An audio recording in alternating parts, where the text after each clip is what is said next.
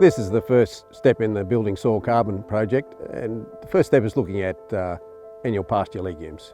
And looking at those as the best way to build soil carbon and as the best way to feed livestock. All throughout Australia, soil carbon is falling, and that means that all cropping will have a lower yield potential and will have a greater reliance on fertiliser nitrogen. If you can build that up, you're going to reverse that trend. It's just a good thing for soil health.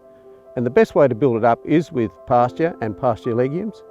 To fix carbon, you don't just need carbon, but you need nitrogen, phosphorus and sulphur. And in a pasture legume, you've got all those as well as the carbon. So that's why it fixes better under pasture.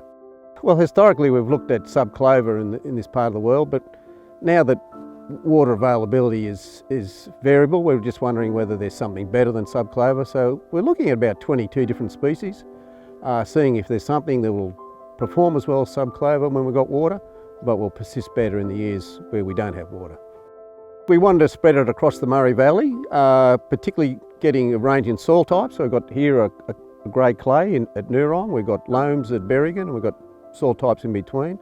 And we want to get a range of managements from fully irrigated through to partially irrigated. So a geographical spread. So we've got 5 of these sites spread across the central Murray Valley.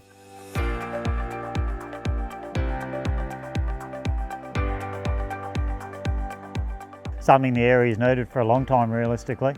There's a lot more guys going back into sheep, but we're battling with the water situation and we've all gone from watering in March straight up to holding back and looking at species that really are water efficient, and that's what this trial's about. It's what can you go with the least amount of water realistically and still produce the kilos a hectare of feed. We're going with those that we know about, and we're trying a whole range of other varieties that haven't necessarily been tried.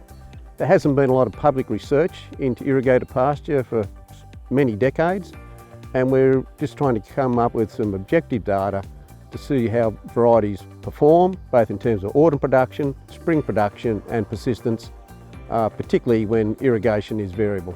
What we are finding, number one, is you must go into a weed-free situation because herbicides are greatly limited for a lot of these varieties.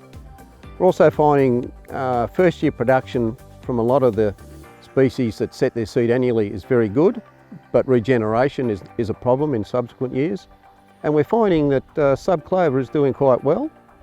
We do have one perennial in there, and that's lucerne, and the lucerne is actually doing quite well at all sites. Farmers are really interested as well. We've seen from the field days, we've had loads of people come out to have a look to see the new varieties, because you don't really get to see them much around this area. You can't beat having something on your own place because it's visually right there to see the whole time, not just going once a year to look at it.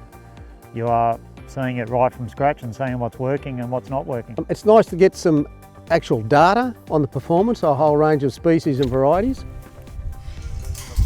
I think it's been a great trial so far. I've definitely learnt the value of good weed control and definitely grazing management as well, how important that is to keeping trials going and keeping the pasture alive.